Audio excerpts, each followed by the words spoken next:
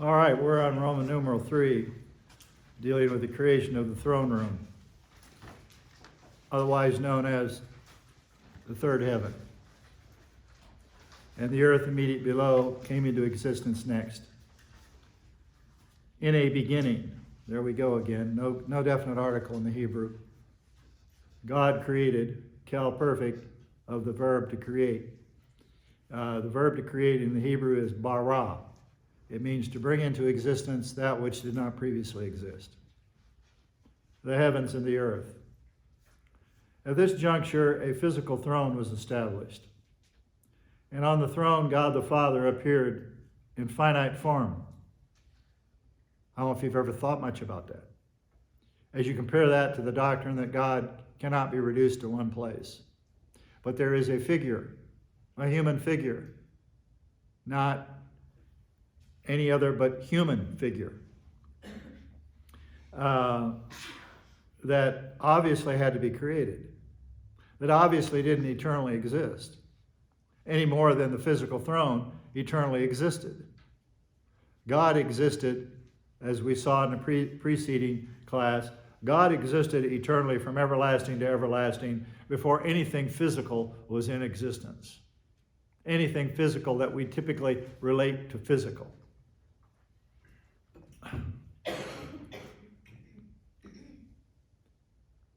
Psalm 11:4a, the Lord is in his holy temple. The Lord's throne is in heaven. A throne is, and again, we gave the verse before, that no facility, no room, no area of space can contain the essence of God. The essence of God exists for infinity. Space is endless. Otherwise, nothing, it wouldn't make any sense.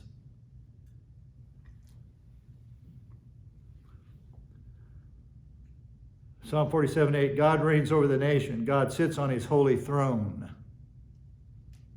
Just as a monarch may have a throne in a specific location within his kingdom, so God has a throne.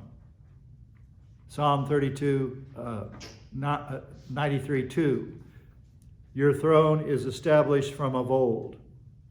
So this is you are from everlasting. That's even further back. 103:19, the Lord has established his throne in the heavens, and his sovereignty rules over all. Hebrews 8:1.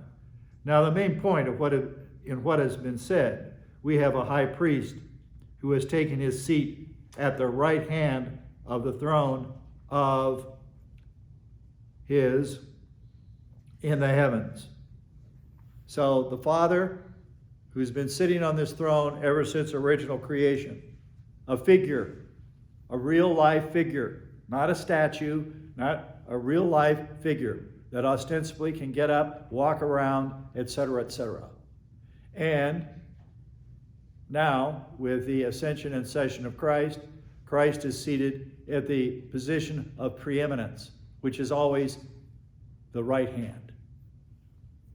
So the Father, and then the Son sits at the right hand. Co-regency, co-rule.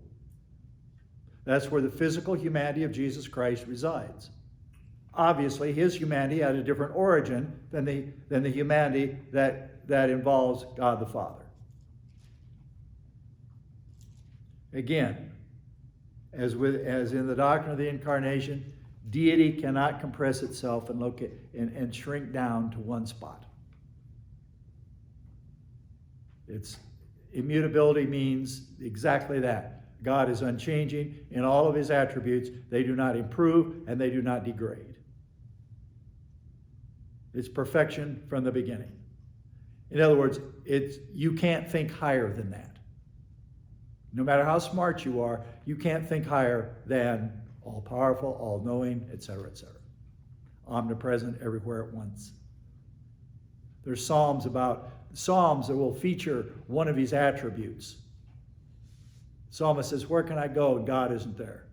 I could go to the depths of the deepest ocean. He's there. Omnipresence.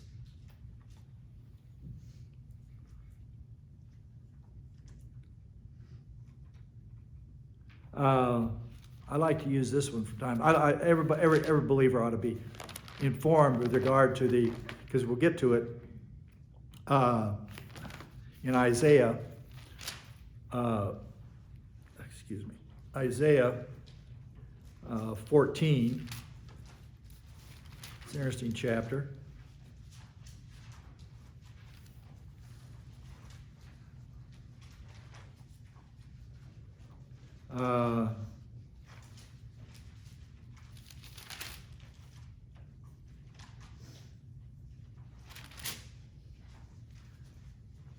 So I'll kind of skip around just a little bit here.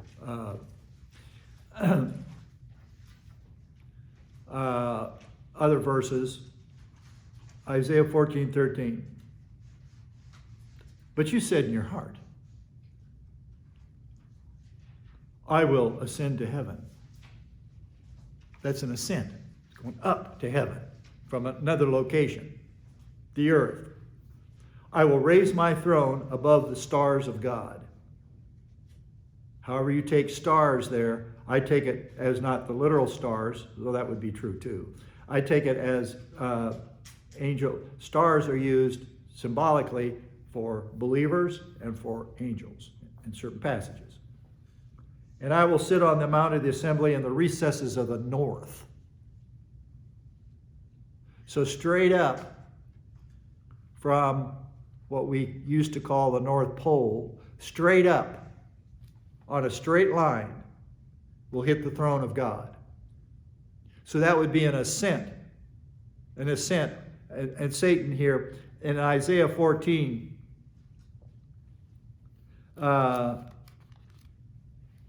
this, first of all, this is a taunt, T-A-U-N-T,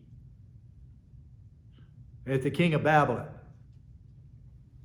And the king of Babylon is not the Babylon of antiquity, but the prophetic Babylon of the United States. The land of confusion has become the land of confusion.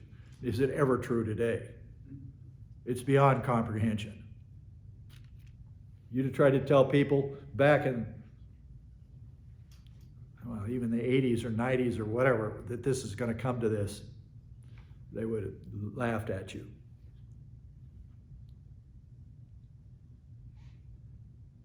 This, I'm just going to read it and make quick comments.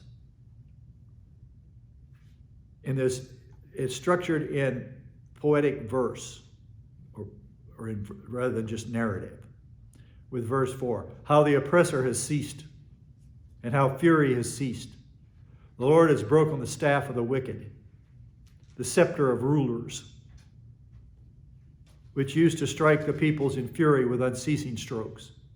This is the subjugation of the world order of nations that have been involved in one degree or another with oppression, war, and pain on their own populations. More people have died in the last century and now through the oppression of world rulers over their own people than have died in World Wars I and II and so forth. Do you know how many people died under the Bolsheviks in Russia? Tens of millions of Russians died in gulags and camps when they locked down that country under communism. The Bolsheviks, who were funded by Western elitists. They got their money and their support from them. They hated the Tsar. Oh my God, they hated the Tsar of Russia. He torpedoed the first attempt at a United Nations type thing. He torpedoed the first attempt, the Tsar. Did you know that Russia came to the aid of the United States on 2 occasions in our history? To keep the other Europeans the hell out of our business as we settle our own differences? They put their fleet out there during the Civil War. We didn't have much of a navy then. And we certainly didn't have one to speak of at the time of the Revolutionary War. Britain was the big dog out there with that. Russia had been here, and it was under the Tsar, a king, a monarch. They came to the aid of the United States twice. Probably isn't going to be found in your little history book. But they hated the Tsar. And so the Tsar and his family were murdered by the Bolsheviks, and they took over Russia.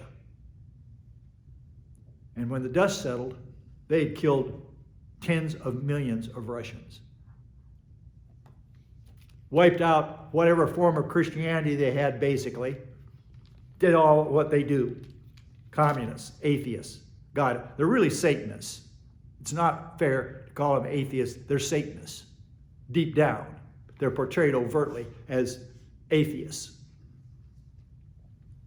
And now Russia's come back. And it's more Christian acting than we are. That's just the way it is. They're far from perfect, but they're a lot more Christian acting than we are. They condemn a bunch of this nonsense that's going on in this country. So they're criticized by the international press, which is controlled by about 6 corporations that feed them what they got to say. Russia doesn't go for this stuff. They will not allow any of this perversion to be taught in their school system. This unnatural perversion that is being taught in certain school systems, apparently, in the United States. I would not teach in a school system that required this. Even if I wasn't teaching a class that involved it, I'd get the hell out of there. I ain't a part in it. It's child abuse. Feed them this wokeism and this what do you know what you are? It's mind-boggling. It's like denying reality that you can't escape. That's been known for centuries. It's just incredible what Satan can sell people, what the dark side can sell people, and they will fall for it. I guess it shouldn't surprise us. Like I said, what ought to be a mainstay course in the school system as early as you can and work your way to the top is logic, rational thinking. Read this assignment and tell me there's something in here that's not right. It'll all sound good. It's all coded around all the rest, but you've got to figure it out. And of course, like with any subjects, basic math and on up the ladder to advanced. So you can see through stuff when stuff doesn't make sense. All right.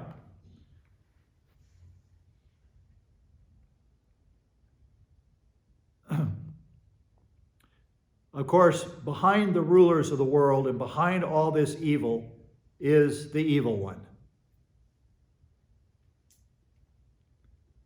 With the different ideologies, the different motivations that these nations have. The whole earth is at rest. That shifts over to the millennium. Okay? It's like you go from this chaos and all this, the whole earth is at rest. It's quiet. They break out into shouts of joy. Even the cypress trees rejoice over you. Who's you? The evil one. And the cedars of Lebanon saying, since you were laid low, no tree cutter comes up against us. How would you like to figure that one out? The cedars of Lebanon, north of Israel, were famous. Famous forests. The cedars of Lebanon. Right north of Israel. Well, wasn't it David made him a house of cedar? From the wood up there. It says, Sheol from beneath is excited over you to meet you when you come. Sheol's hell. It's the underworld. It's excited. All these people are excited. So a little bit of a modification with regard to hell. Yeah, it's a really bad place to be. And it's miserable. And you thought it was hot last week. Even if you were caught in a place where they had no air conditioning.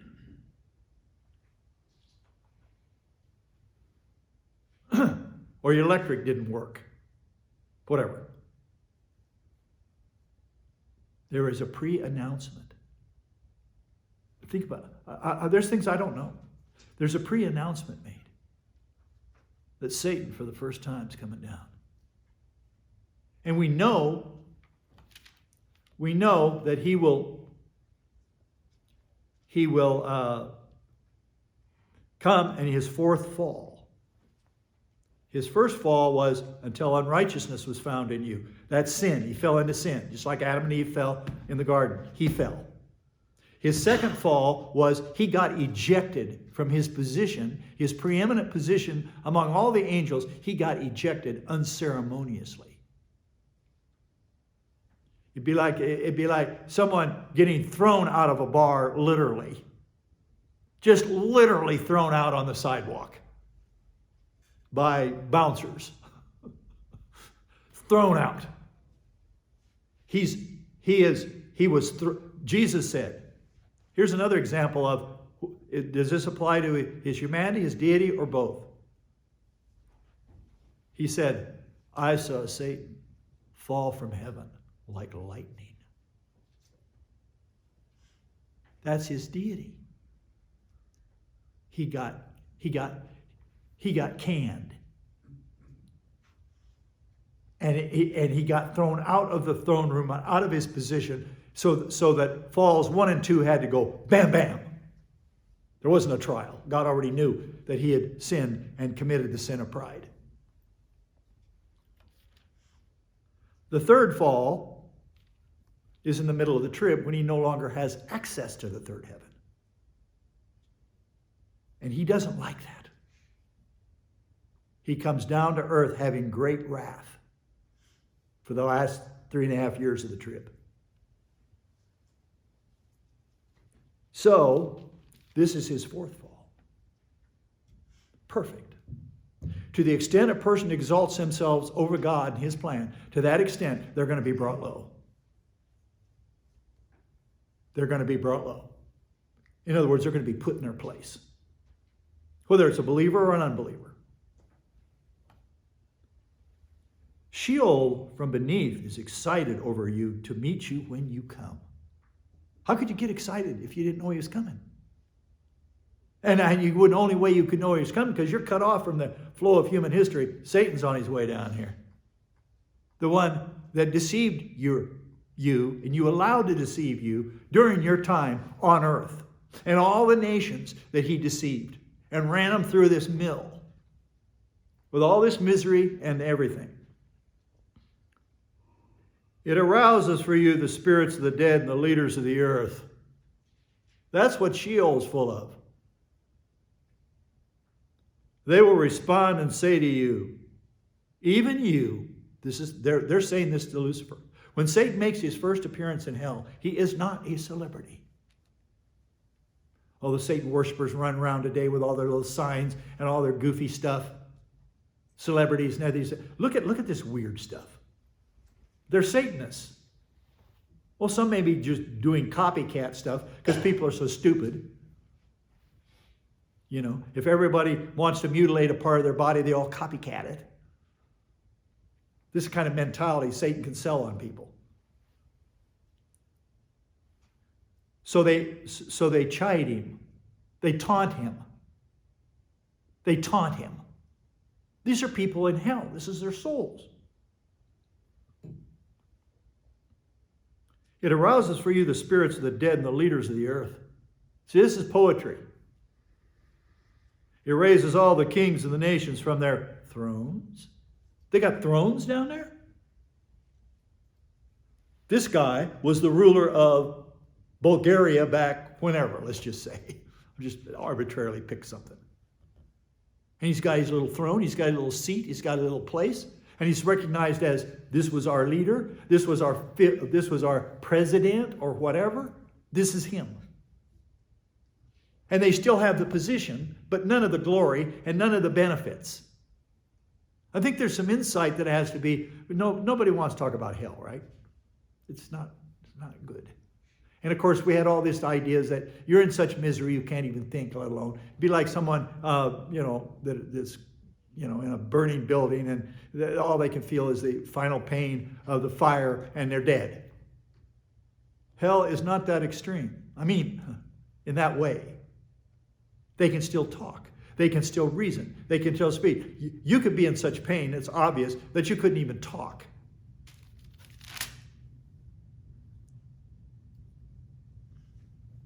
Your pump and the music of your harps.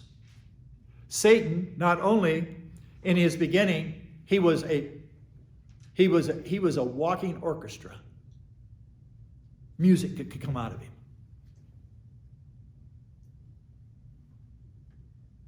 Now, how did these people down in hell get informed of all of this?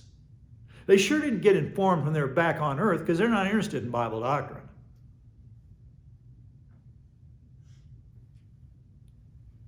Now, I know on the good side of things, before they evacuated paradise, with Jesus evacuated, I know that people that came down there subsequently got brought up to grade with regard to past history.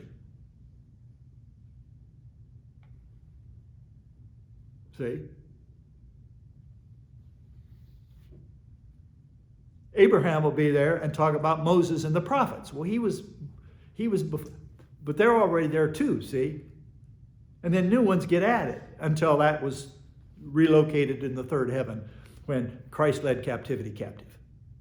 When he went down there in his resurrection body, through the mantle and the crust of the earth, all the way to Sheol paradise, made a victorious proclamation to the angels, the one group of demons or fallen angels that were incarcerated, those that were involved in the impregnation of women before the flood, producing the mighty men of old, half angel, half human, or part and part.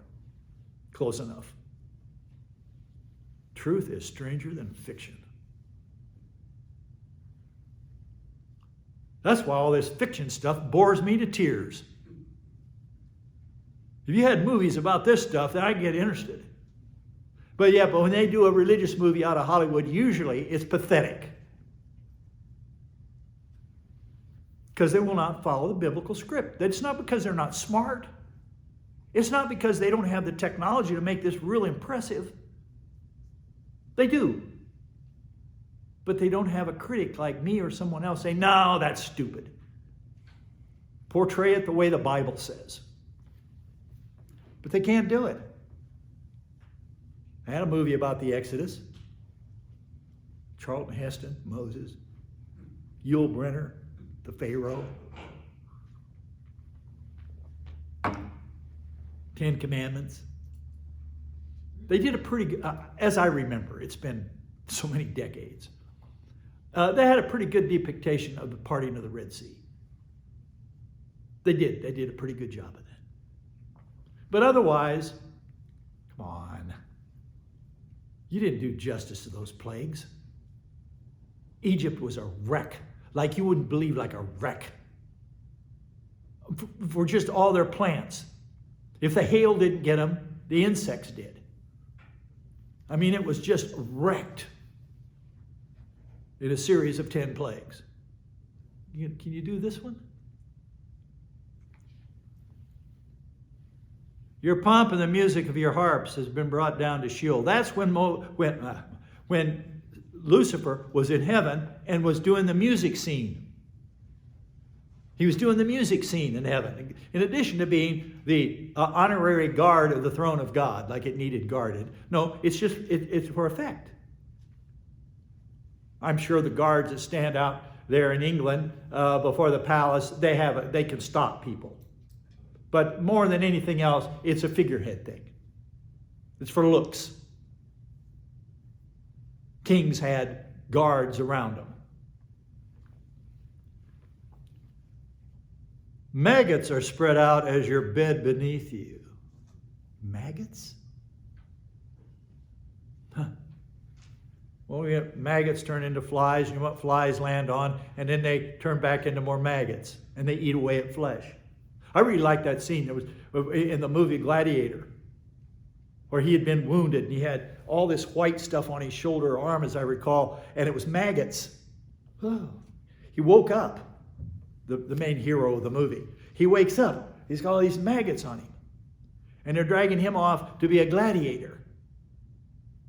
And there was another prisoner with him, a guy from Africa, a black guy, big black guy. And he starts to write this. He says, don't, no, don't. He says, maggots will only eat the rotten flesh away. They won't touch the good stuff. They discovered that somehow.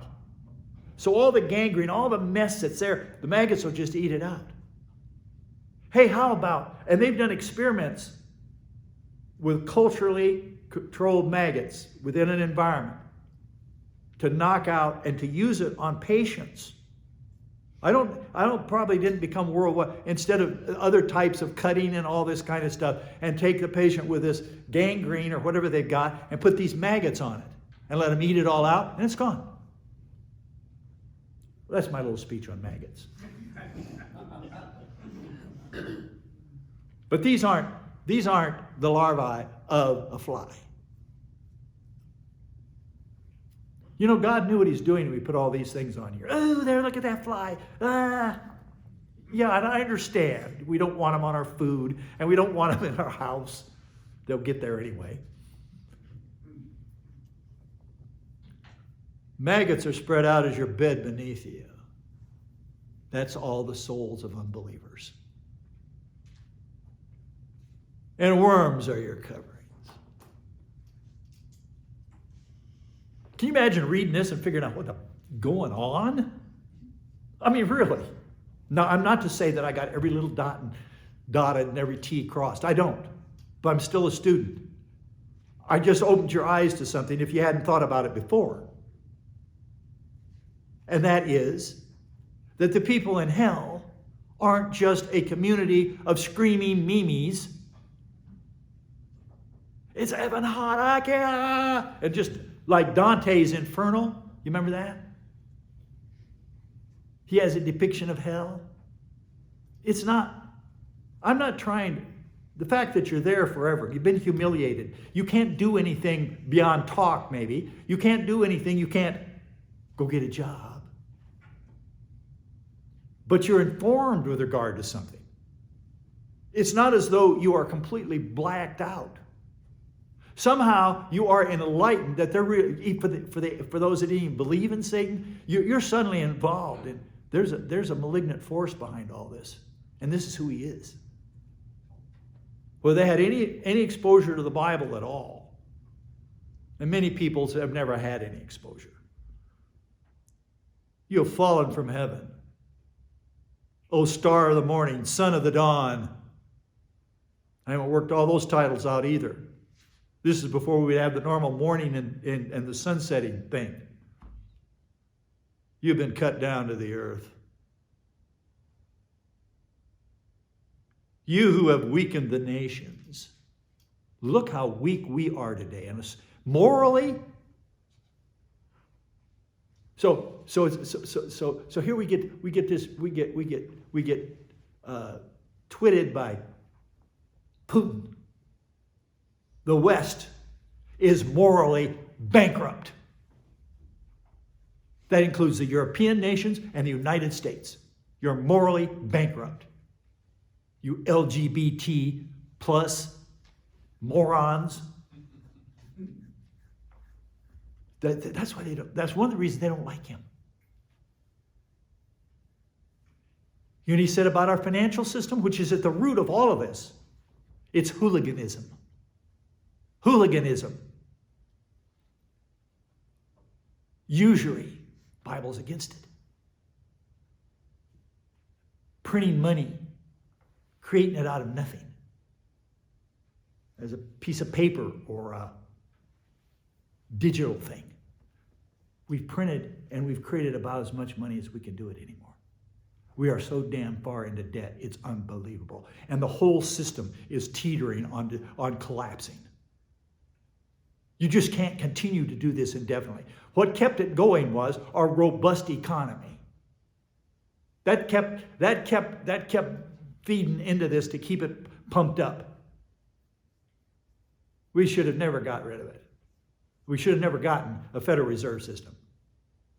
But that's that mafia. That's that mafia. We will create money out of nothing. And we will charge the government interest if they borrow so they can do whatever they're going to do. Go fight in Vietnam or whatever it is. And so our debt just keeps going. And the dollar keeps shrinking. And what a half a gallon of milk cost back in 1980 versus today, go check it out.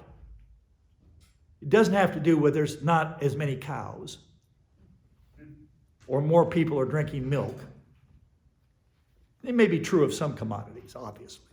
But you know, in economics course, we took it, they never taught us about the Federal Reserve System. I mean, in passing references. It's like a lawyer going through law school today. He gets a little cheap introduction to the U.S. Constitution. That's it.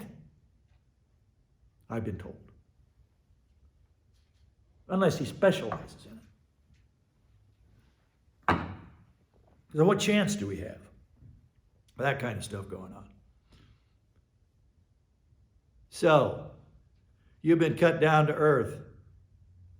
This is Satan's fall to the earth and confined. This is his area of running before his fourth fall.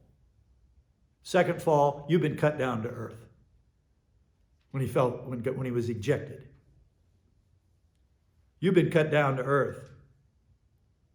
You have weakened the nations. But you said in your heart, let's rub his face in it. Now again, these people are informed with regard to this. Otherwise, how could they say this? You made this boast. From the time Satan fell, he was given latitude. This has always been a problem with some people with God. God let this happen. And he could have stopped it. But he let Satan test the angels with his revolutionary manifesto. And all revolutionary manifestos to overthrow legitimate authority and whatever excuses they use, as in communism. Whether it was a different variety, and there's the Chinese version. They killed a lot of their own people too. They used all these thugs to get it in place, and then they killed the thugs off. Can't have them. They used criminals. They're already established criminals in their revolution, and then they wiped them out and set it over there. Mao's revolution, in his little red book. Guess what communism does? It overthrows all the institutions, all the culture. It wants to black it all out, black all the history out, everything, turn everything on its head. Sounds pretty satanic to me. Turn everything on its head. And yet, the United States, through its leaders, from communism forward in the 20th century and on, they've been we've been at odds with them and all that. But we've been in bed with them too. We've been in bed with them. Ever heard of Lend-Lease? We propped up that unnatural economic system in Russia. We transferred technology to the Soviets. There's a whole, I think there's 3 books in our library. Soviet Union, American Technology, something to that effect, by a guy out of the Hoover Institution. He just did research. Well, he wasn't popular. Exim Bank, all the business we were doing. And then we know that Kissinger and Nixon got together, kind of a reapproachment with Mao. Didn't we know they're murderers and killers of their own people? And why in the hell would we have anything diplomatically to do with them? Then we should have boycotted them. So that unnatural system would collapse and the people could take back over and have the kind of civilization they're supposed to have. But none of this happened, did it? We've got blood on our hands clear up to our armpits. And all these things we've done, God hasn't forgotten them. It's like a criminal. He's done this, and now he's going to get it. And God remembers all of it. And the country never did turn to the Lord and say, we renounce this crap and we want to turn to the Lord and be forgiven. I would have healed Babylon, but Babylon won't be healed. That's already written in stone. The country could have recovered. And you know who I blame as much as any? The lukewarm, pathetic Christians that are more interested in feeling good and making money than get this thing right, get this thing right. Wave your little flag, run around, say, oh yeah, it's bad, but hey. So, what we have here is his manifesto. This was not only what he said and decided to do, he also projected this to the angels, all of them, to tell them to join me in this revolution to overthrow the throne of God. They can't overthrow infinite deity in space, but if they can overthrow the throne and occupy something physical, then they won. Period. And he says that I'm going to overthrow the figure on the throne. He's convinced himself. He convinced himself, I guess. But you said in the heart, I will ascend to heaven. I will raise my throne above the stars of God, and I will sit in the mount of the assembly in the recesses of the north. I will ascend above the heights of the clouds. I will make myself like the Most High.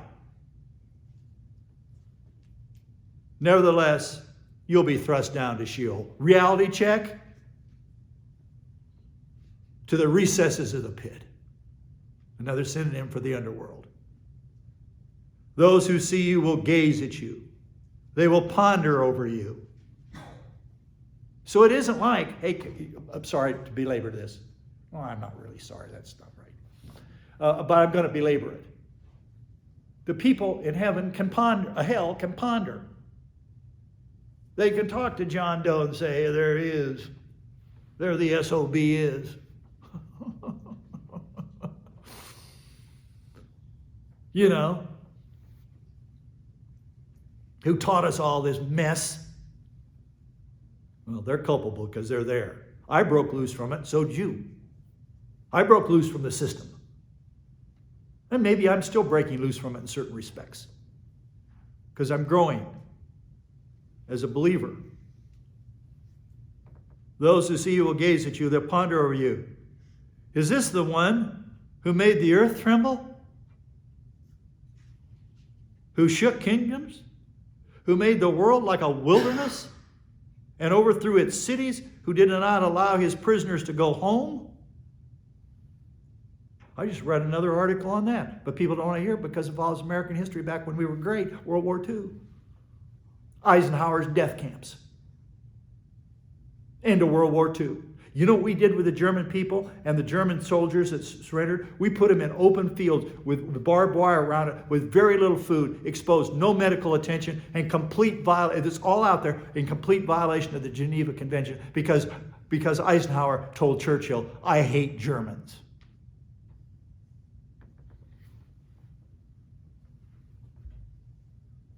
And there's witnesses, Red Cross witnesses, American soldiers, of course Germans. Men, women, and children, all in these camps. Is that how a victor acts? Eisenhower's death camps.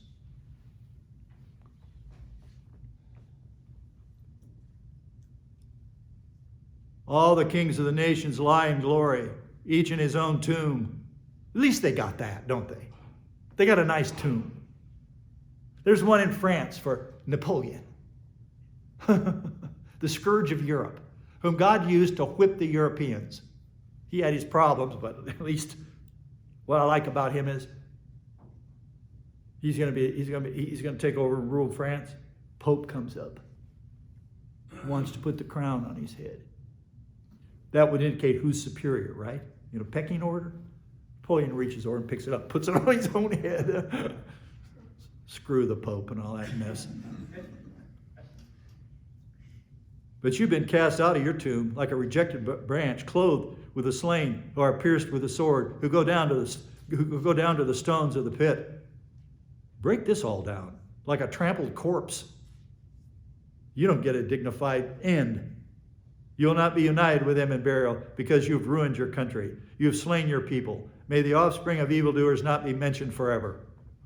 Prepare for his sons a place of slaughter because of the iniquity of their fathers. They must not arise and take possession of the earth and fill the face of the earth with cities. Understand. I don't know all about all this. I don't. But I got some of it. and went over a little bit. Oh well, can't make up for the last ones we missed, but we'll try. Thank you, Father, for the opportunity of being here today and hearing these matters. May God the Holy Spirit continue to reveal to us the truth in Christ's name.